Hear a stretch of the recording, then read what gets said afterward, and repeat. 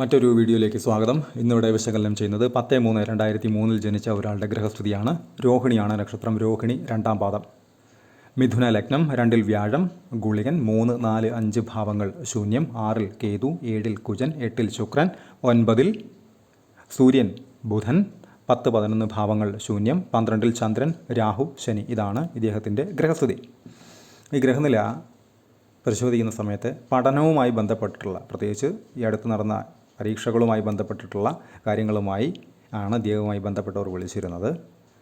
Cup and the lip എന്ന് വെച്ചാൽ കപ്പിനും ചുണ്ടിനും ഇടയിൽ ഉദ്ദേശിച്ചിരുന്ന വിജയം അദ്ദേഹത്തിന് കരസ്ഥമാക്കാൻ സാധിച്ചില്ല. എന്തുകൊണ്ടാണത്? അതിനോടൊത്ത് ഭാവിയുമായി ബന്ധപ്പെട്ടിട്ടുള്ള പഠന സംബന്ധമായിട്ടുള്ള കാര്യങ്ങൾ എന്തായിരിക്കും? ഇതാണ് ഈ ഗ്രഹനിലയിലെ ചോദ്യമെന്ന് പറയുന്നത്. ഇവിടെ മിഥുന ലഗ്നം, ലഗ്നാധിപനായിട്ടുള്ള ഗ്രഹം ബുധൻ, അറിവിൻ്റെ ബുദ്ധിയുടെ ഒക്കെ കാരകൻ.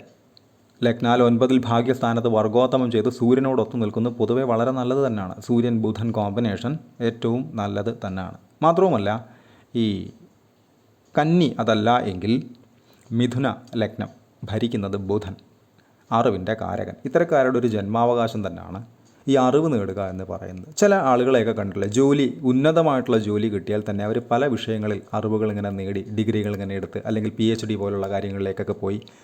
അതൊരു രസമാണ് അവരെ സംബന്ധിച്ച്, ഏറ്റവും വലിയ ഒരു സന്തോഷം കൂടിയാണ്. അത്തരക്കാരുടെ ഗ്രഹനിലകളൊക്കെ പരിശോധിച്ച് കഴിഞ്ഞാൽ 5-ാം ഭാവം ബുധൻ അതല്ല എങ്കിൽ ലഗ്നം ബുധനുമായി നേരിട്ട് എന്തെങ്കിലും കണക്ഷൻ ഒക്കെ ഉണ്ടാകാനുള്ള സാധ്യത വളരെ കൂടുതലാണ്. അപ്പോൾ അത് ഏറ്റവും ഉന്നതമായിട്ട് നിൽക്കുന്ന ബുധൻ ഒക്കെ ആയി വന്നു കഴിഞ്ഞാൽ നേരത്തെ പറഞ്ഞതുപോലെയുള്ള പഠനം ഇങ്ങനെ നടത്തിക്കൊണ്ടേയിരിക്കും. അതുകൊണ്ട് പല രീതിയിലുള്ള നേട്ടങ്ങളും ഗുണങ്ങളും ഒക്കെ അവർക്ക് ജീവിതത്തിൽ ഉണ്ടാവുകയും ചെയ്യും. ഈ ഗ്രഹനിലയെ സംബന്ധിച്ച് ലഗ്നാധിപനായിട്ടുള്ള ഗ്രഹം ബുധൻ, അത് സൂര്യനോടൊത്ത്, പ്രത്യേകിച്ചും വർഗോത്തമം ചെയ്തിട്ടുള്ള ബുധൻ തന്നെയാണ്, നല്ലത് തന്നെയാണ്. സൂര്യനോടൊത്ത് നിൽക്കുന്ന ബുധൻ നിൽക്കുന്നത് നല്ലത് തന്നെയാണ്. പക്ഷേ ഇവിടെ ലഗ്നത്തിലേക്ക് ഗുളികൻ്റെ ദൃഷ്ടി വരുന്നുണ്ട്. അപ്പോൾ അതിന് സംബന്ധമായിട്ടുള്ള പരിഹാരങ്ങൾ കണിശമായിട്ടും എടുക്കുക. അതേപോലെ തന്നെ ലഗ്നത്തിലേക്ക് 7-ൽ നിൽക്കുന്ന കുജൻ്റെ 7-ാം ദൃഷ്ടിയും വരുന്നുണ്ട്. ബുധൻ്റെ ക്ഷേത്രത്തിലേക്ക് വരുന്ന കുജൻ്റെ ദൃഷ്ടിയെ ഒരല്പം കരുതലോടെ തന്നെ കാണേണ്ടതും ആണ്. എന്ന് വെച്ചാൽ തടസ്സങ്ങളോ അല്ലെങ്കിൽ ഭാഗ്യഹീനതകളോ അതല്ലെങ്കിൽ എന്തെങ്കിലും കപ്പ് ആൻഡ് ദ ലിപ്പ് പോലെയുള്ള കാര്യങ്ങൾക്കൊരു സാധ്യത അവിടെ ഉണ്ട്. അത് ലഗ്നത്തെ കൊണ്ട് തന്നെ. നവാംശത്തിലും കുജൻ്റെ സ്ഥാനം മിഥുനത്തിൽ തന്നെയാണ്. അവിടേക്ക് ഗ്രഹനിലയിലും കുജൻ്റെ 7-ാം ദൃഷ്ടി വരുന്നു. അതുപോലെ തന്നെയാണ് ഇദ്ദേഹത്തിൻ്റെ ജോലി സംബന്ധമായിട്ടുള്ള കാര്യങ്ങളെന്ന് പറയുന്നത്. പ്രത്യേകിച്ചും ലഗ്നാൽ 10-ൽ ഗ്രഹങ്ങളൊന്നുമില്ല. 10-ാം ഭാവാധിപൻ വ്യാഴമാണ്. 2-ൽ ധനസ്ഥാനത്ത് ഗുളികനോടൊത്ത് നിൽക്കുന്നു. അവിടേക്ക് രാഹുവിനോടൊത്ത് ചന്ദ്രനോടൊത്ത് നിൽക്കുന്ന ശനിയുടെ 3-ാമത്തെ ദൃഷ്ടിയും വരുന്നു. അപ്പോൾ ജോലി സംബന്ധമായിട്ടുള്ള കാര്യങ്ങൾക്ക് ഏതെങ്കിലും രീതിയിലുള്ള ഒരു തർക്കം, തടസ്സം, അതല്ല എങ്കിൽ കാലതാമസം, അതുമല്ല എങ്കിൽ ഉദ്ദേശിച്ചിടത്തേക്ക് പോകുന്ന സമയത്ത് എന്തെങ്കിലും കാര്യമായിട്ടുള്ള മടുപ്പ്, അതല്ല എങ്കിൽ ഒരു ആങ്സൈറ്റി പോലെയുള്ള കാര്യങ്ങൾക്കെല്ലാം ഉള്ള ഒരു സാധ്യത അവിടെ ഉണ്ട്. അടിസ്ഥാനപരമായിട്ട് ചന്ദ്രനോടൊത്ത് രാഹു, ശനി പോലെയുള്ള അല്ലെങ്കിൽ കേതു, ഗുളികൻ പോലെയുള്ള ഗ്രഹങ്ങളോ ഛായാഗ്രഹങ്ങളോ ഒക്കെ നിന്ന് കഴിഞ്ഞാൽ ഇത്തരക്കാർക്കൊരു കോൺഫിഡൻസ് ഇല്ലായ്മ ഏറി മുന്നിട്ട് നിൽക്കുന്നത് കാണാൻ കഴിയും. എന്ന് വെച്ചാൽ ഒരു പരീക്ഷ അഭിമുഖീകരിക്കാനായിട്ട് പോകുന്ന സമയത്ത് എല്ലാം പഠിച്ചു, അദ്ദേഹം വളരെ വെൽ പ്രിപ്പയർഡാണ്. പക്ഷേ ഒരു ലാസ്റ്റ് മിനിറ്റിൽ ഇവർക്ക് എന്തെങ്കിലും ഒരു മൈനസ് അവരെക്കുറിച്ച് തന്നെ സ്വയം തോന്നും. എന്ന് വെച്ചാൽ അത്രയും കാലം എടുത്ത് പഠിച്ച് മനസ്സിലാക്കി വെച്ച കാര്യങ്ങളെക്കാൾ ഉപരി ആ നിരാശയെ, അതല്ല എങ്കിൽ ആത്മവിശ്വാസം ഇല്ലായ്മയെ ട്രസ്റ്റ് ചെയ്യുന്ന, ഞാൻ പാസ്സാകുമോ, അതല്ല എങ്കിൽ ഞാൻ ജയിക്കുമോ, എനിക്കതിന് കഴിയുമോ എന്ന് പറയുന്ന ഒരു ഓവർ തിങ്കിങ്, അതല്ല എങ്കിൽ നെഗറ്റീവ് തിങ്കിങ്, പ്യുവർലി പറഞ്ഞാൽ ഒരു ആത്മവിശ്വാസം ഇല്ലായ്മ, ഇത് ഇത്തരക്കാരുടെ ഒരു ഏറ്റവും വലിയ ബലഹീനത തന്നെയാണ്. അപ്പോൾ അതിന് വേണ്ടുന്ന പരിഹാരം നിർബന്ധമായും ചെയ്യുക. ഒരു ഫാന് ഇട്ടിട്ട് കാറ്റ് കൊള്ളാനായിട്ടിരിക്കുമ്പോൾ ആ ഫാനിൻ്റെ ചുവട്ടിലിരുന്നാൽ അത് പൊളിഞ്ഞ് തലയിൽ വീഴുമോ എന്ന് ചിന്തിച്ചാൽ അവിടെ ഇരിക്കാൻ പറ്റില്ല. അപ്പോൾ അതിന് വേണ്ടുന്ന മുൻകരുതൽ എന്താണ്? ആ ഫാൻ കൃത്യമായിട്ടാണ് ഉറപ്പിച്ചിട്ടുള്ളത്, ഘടിപ്പിച്ചിട്ടുള്ളത് എന്ന് ഉറപ്പാക്കുക. എന്നിട്ട് അവിടെ ഇരിക്കുക. ഈ ഒരു രീതി ജീവിതത്തിലും പ്രാവർത്തികമാക്കിയാൽ ആ പ്രശ്നത്തെ ഒഴിവാക്കി നിർത്താം. ഒരു നെഗറ്റീവ് ചിന്ത വരുന്ന സമയത്ത് അവിടെ ചിന്തിക്കേണ്ടത്, ഞാൻ ഇത്ര എഫേർട്ട് അതിൽ ഇട്ടിട്ടുണ്ട്, ഇത്ര എഫേർട്ടിന് വേണ്ടി ഞാൻ ശ്രമിച്ചിട്ടുണ്ട്, അതിനുള്ള ആത്മവിശ്വാസം എനിക്കുണ്ട്, അറിവും എനിക്കുണ്ട്. ഈ രീതിയിൽ ആ ചിന്ത മാറ്റിക്കഴിഞ്ഞാൽ അവിടെ റിസൾട്ടും വേറെയാവും. ഇതാണ് അതിൻ്റെ ഏറ്റവും വലിയ പ്രാക്ടിക്കൽ റെമഡി എന്ന് പറയുന്നത്. ആ പ്രാക്ടിക്കൽ റെമഡി ആദ്യം ചെയ്തിട്ട് ജ്യോതിഷ സംബന്ധമായിട്ടുള്ള പരിഹാരം കൂടെ ചെയ്താൽ അത് ഗുണപ്രദമാകും. അല്ലാതെ കുടം കമിഴ്ത്തി വെച്ച് പനിനീരൊഴിച്ചു എന്ന് പറഞ്ഞാലും നോ യൂസ്, ഉപയോഗം ഉണ്ടാവില്ല. ഇതാദ്യം മനസ്സിലാക്കുക. ഇത് ജീവിതത്തിൻ്റെ ഒരു ബേസിക് തിയറിയാണ്.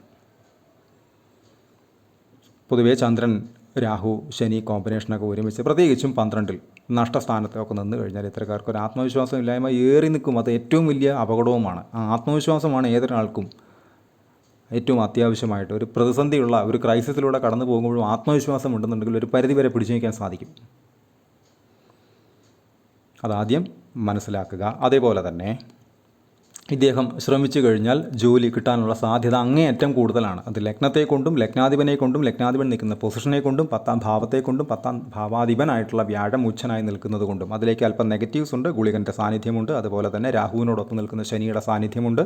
അപ്പോൾ അതിന് വേണ്ടുന്ന പരിഹാരങ്ങൾ കൃത്യമായി ചെയ്യുകയും മൈൻഡ് സെറ്റിൽ പ്രാക്ടിക്കലായിട്ടുള്ള റെമഡീസ് ഒന്ന് പരിഹരിക്കുകയും ചെയ്തു കഴിഞ്ഞാൽ ഒരു പരിധിവരെ ഇത്തരം ചിന്തകളെല്ലാം തന്നെ മാറ്റാൻ സാധിക്കും. അതുപോലെ തന്നെ ലഗ്നാധിപനായിട്ടുള്ള ഗ്രഹം ബുധനാവുകയും അത് സൂര്യനോടൊത്ത്, പ്രത്യേകിച്ചും ഏത് ലഗ്നാധിപൻ ഏത് ഗ്രഹം വന്നാലും അത് സൂര്യൻ്റെ ഒരു കണക്ഷനിൽ ബന്ധത്തിൽ നിന്ന് കഴിഞ്ഞാൽ അത്തരക്കാർക്ക് ഒരല്പം ഈഗോയിസ്റ്റിക് നേച്ചർ ഉണ്ടാകും. ഞാൻ പറഞ്ഞതാണ് ശരി, അല്ലെങ്കിൽ ഞാൻ പറഞ്ഞതനുസരിച്ചാൽ മതി, അല്ലെങ്കിൽ ഞാൻ ഇന്നത് പറഞ്ഞു അത് മാത്രമേ ഞാൻ ചെയ്യുകയുള്ളൂ എന്ന് പറയുന്ന ഒരു ഈഗോയിസ്റ്റിക് ആയിട്ടുള്ള നേച്ചർ ഉണ്ടാകും. പ്രസ്തുത ഈഗോയെ നേരത്തെ പറഞ്ഞ ജോലി ഞാൻ വാങ്ങിയിരിക്കും, ഞാനിതിൽ ജയിച്ചിരിക്കുമെന്ന് പറയുന്ന ഒരു സെൻസിലേക്ക് മാറ്റാൻ പറ്റിയാൽ ഇദ്ദേഹം ജയിച്ചു. അനാവശ്യമായിട്ടുള്ള കാര്യങ്ങളിൽ യാതൊരു റിസൾട്ടും ഇല്ലാത്ത കാര്യങ്ങളിൽ ഈഗോയിസ്റ്റിക്കായി ചിന്തിച്ച് സമയം പാഴാക്കുന്നതിലും എത്രയോ എത്രയോ എത്രയോ നല്ലതാണ് സ്വയം ഒന്ന് ചിന്തിക്കുക. എനിക്കതിന് യോഗ്യതയില്ലേ? ഉണ്ട്. ഞാൻ പഠിക്കാൻ തയ്യാറല്ലേ? ആണ്. ഞാൻ പഠിക്കും, അത് നേടിയിരിക്കും എന്നുള്ളൊരു ഈഗോയിസ്റ്റിക്കായിട്ട് ചിന്തിച്ചു കഴിഞ്ഞാൽ ഈഗോയെ അവിടെ പോസിറ്റീവായിട്ട് മാറ്റാൻ പറ്റും. ഇതാദ്യം ചിന്തിക്കില്ല. നമ്മൾ ഇടത്തോട്ട് പോയി കഴിഞ്ഞാലാണ് റിസൾട്ട് എങ്കിൽ നേരെ വലത്തോട്ട് പോകും. ഇതാണ് ഇതിനകത്ത് ഏറ്റവും വലിയ പ്രശ്നം. അപ്പോൾ അതിന് വേണ്ടുന്ന പ്രാക്ടിക്കലായിട്ടുള്ള റെമഡി ആദ്യം അപ്ലൈ ചെയ്യുക. അതിനോടൊത്ത് ജ്യോതിഷ സംബന്ധമായിട്ടുള്ള പരിഹാരം കൂടെ ചെയ്തു കഴിഞ്ഞാൽ അത് മറ്റൊരു ലെവലിലേക്ക് തന്നെ പോകാനുള്ള സാധ്യത വളരെ കൂടുതലാണ്. പ്രത്യേകിച്ച് 10-ാം ഭാവാധിപനൊക്കെ വ്യാഴം അത് 2-ൽ ധനസ്ഥാനത്ത് കർക്കിടകത്തിൽ ഉച്ചനായിട്ട് നിൽക്കുന്നു എന്ന് പറയുന്നത് അങ്ങേയറ്റം പോസിറ്റീവായിട്ടുള്ളൊരു സൈനാണ്. ലഗ്നാധിപൻ ബുധൻ വർഗോത്തമം ചെയ്ത് സൂര്യനോടൊത്ത് നിൽക്കുന്നു ഭാഗ്യസ്ഥാനത്ത് എന്ന് പറയുന്നതും അങ്ങേയറ്റം പോസിറ്റീവായിട്ടുള്ള സൈനാണ്. അപ്പോൾ അതിന് വേണ്ടുന്ന രീതിയിലുള്ള കാര്യങ്ങൾ കൂടെ ഒന്ന് നീക്കിക്കഴിഞ്ഞാൽ അത് ഗുണപരമായി മാറുക തന്നെ ചെയ്യും. അതുപോലെ തന്നെ ചന്ദ്രൻ രാഹു ശനി ഒരുമിച്ച് നിൽക്കുന്നു. ബേസിക്കലി ടെൻഷൻ ഏതെങ്കിലുമൊക്കെ രീതിയിൽ ഉണ്ടാകാനുള്ള ഒരു സാധ്യത, അല്ലെങ്കിൽ ഓവർ തിങ്കിങ്, നെഗറ്റീവ് തിങ്കിങ് നേരത്തെ പറഞ്ഞല്ലോ. വിവാഹസ്ഥാനത്ത് കുജൻ നിൽക്കുന്നു. 7-ാം ഭാവാധിപൻ ഗുളികനോടൊത്ത് ശനിയുടെ ദൃഷ്ടിയിലാണ്. അതും രാഹുവിനോടൊത്ത് നിൽക്കുന്ന ശനി. വിവാഹം നടത്തുന്നത് അങ്ങേയറ്റം സൂക്ഷിച്ച് വേണം. നാളും പൊരുത്തവും ജാതകവും വ്യക്തിയുമൊക്കെ എന്താണെന്ന് മനസ്സിലാക്കി അറിഞ്ഞു മാത്രമേ വിവാഹം പോലെയുള്ള കാര്യങ്ങളിലേക്ക് പോകാവൂ. ബ്ലൈൻഡായി കണ്ണടച്ച് ജാതകങ്ങൾ ചേർത്ത് വയ്ക്കാനുള്ള അവസരങ്ങൾ ഉണ്ടാക്കാതിരുന്നാൽ ഏറെ നന്ന്. 7-ലൊക്കെ ശക്തനായ മാരകത്വമുള്ള ഗ്രഹമാണ് കുജൻ. അപ്പോൾ അതിനോട് ചേർന്ന് പോകുന്ന ഗ്രഹനിലകളാണ് ചേർക്കുന്നത് എന്ന് 100% ഉറപ്പാക്കി മാത്രമേ വിവാഹത്തിലേക്ക് പോകാവൂ. അതിനോട് കണക്ട് ചെയ്ത് പറയേണ്ടുന്ന പോയിൻ്റാണ് സദാസമയം എന്തെങ്കിലുമൊക്കെ ഓവർ തിങ്കിങ്, ടെൻഷൻ, ആങ്സൈറ്റി പോലുള്ളത് മനസ്സിന് സ്വയം ഇദ്ദേഹം ചിന്തിച്ച് തന്നെ വരുത്തും. അപ്പോൾ അതിലേക്ക് ഇത്തരം കാര്യങ്ങൾ കൂടെ, അതായത് വിവാഹ സംബന്ധമായിട്ടുള്ള കാര്യങ്ങൾ കൂടെ ചേർന്ന് പോകുന്ന ആളാണ് എന്നൊന്ന് ഉറപ്പാക്കിയാൽ ഏറെ നന്ന്. അപ്പോൾ അത്തരം കാര്യങ്ങൾ ശ്രദ്ധിച്ച് തന്നെ വേണം പോകാനായിട്ട്. അതുപോലെ തന്നെയാണ് ഇദ്ദേഹത്തിൻ്റെ ഈ ചന്ദ്രൻ രാഹു. പൊതുവേ രാഹുവൊക്കെ ഇടവത്തിൽ നിന്നാൽ വളരെ നല്ലതാണെന്ന് ധാരാളം പേര് പറഞ്ഞ് കേൾക്കാറുണ്ട്. പക്ഷേ ശനിയോടൊത്തൊക്കെ നിൽക്കുന്ന രാഹുദശ നടക്കുന്നു എന്നൊക്കെ പറയുമ്പോൾ എന്തെങ്കിലുമൊക്കെ തർക്കം, അല്ലെങ്കിൽ തടസ്സം, അല്ലെങ്കിൽ കാലതാമസം, അല്ലെങ്കിൽ ഇറിറ്റേഷൻ, ബുദ്ധിമുട്ട്, അല്ലെങ്കിൽ കപ്പ് ആൻഡ് തള്ളി, ഇപ്പോൾ കപ്പിനും ചുണ്ടിനും ഇടയിൽ എന്തെങ്കിലുമൊക്കെ നഷ്ടങ്ങൾ വരുത്തുക പോലെയുള്ളത് രാഹു ചെയ്യുന്നൊരു പ്രോസസ്സ് തന്നെയാണ്. ഇദ്ദേഹത്തിന് ഇപ്പോൾ നിലവിൽ സംഭവിച്ചിട്ടുള്ളതും തുച്ഛമായ മാർക്കിനെയാണ് അദ്ദേഹത്തിന് ആ എക്സാം നഷ്ടപ്പെട്ടത്. അപ്പോൾ അത് ഈ രാഹു വരുത്തുന്ന ഒരു രീതി തന്നെയാണ്. ശനിയോടുള്ള സമയത്ത് അല്പം പരീക്ഷണങ്ങളും ആ സമയത്ത് ഉണ്ടാകും. ഇദ്ദേഹത്തിൻ്റെ ദശകൾ എടുത്തു കഴിഞ്ഞാൽ ചന്ദ്രദശയിൽ ജനിച്ചു 2009 വരെ ചന്ദ്രൻ, അതിനുശേഷം കുജൻ അഥവാ ചൊവ്വ 2016 വരെ, അതിനുശേഷം രാഹു പ്രസ്തുത നടപ്പ് ദശയുടെ നാഥൻ 2034 വരെ, അതിനുശേഷം വ്യാഴം 2050 വരെ, ശേഷം ശനി 2069 വരെ, ശേഷം ബുധൻ കേതു എന്നീ ക്രമത്തിലാണ് ഇദ്ദേഹത്തിൻ്റെ ദശകൾ കടന്നു പോകുന്നതിൽ തന്നെ രാഹുവിൽ ബുധനാണ് ഇദ്ദേഹത്തിൻ്റെ നടപ്പ് ദശ. 2024 ജൂൺ 11 തൊട്ട് 2026 ഡിസംബർ 29 വരെ.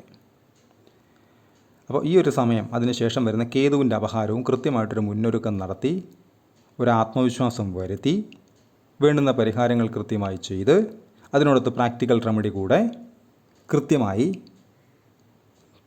ചെയ്ത് മുന്നോട്ട് പോകേണ്ടുന്ന ഒരു സമയമാണ് എന്ന് സാരം. കൃത്യമായി ശ്രമിച്ചാൽ, കൃത്യമായ മൈൻഡ് സെറ്റിലൊന്ന് മാറ്റം വരുത്തിയാൽ, ആ ഈഗോയെ ഒന്ന് പോസിറ്റീവായിട്ട് കണ്ടാൽ ഇദ്ദേഹത്തിന് ജോലിയൊന്നും വലിയ നടക്കാത്ത കാര്യമൊന്നുമല്ല. ആ മൈൻഡ് സെറ്റിൽ ആദ്യം മാറ്റം വരുത്തുക. പെയ്ഡ് കൺസൾട്ടേഷൻ ആവശ്യമുള്ള ആളുകൾക്ക് ഈ നമ്പറിൽ കോൺടാക്റ്റ് ചെയ്യാവുന്നതാണ്. കോൺടാക്ട് ഡീറ്റെയിൽസ് ഡിസ്ക്രിപ്ഷനിൽ കൊടുത്തിട്ടുണ്ട്. ഇത്തരം വീഡിയോസ് ഇനിയും തുടരും. നന്ദി.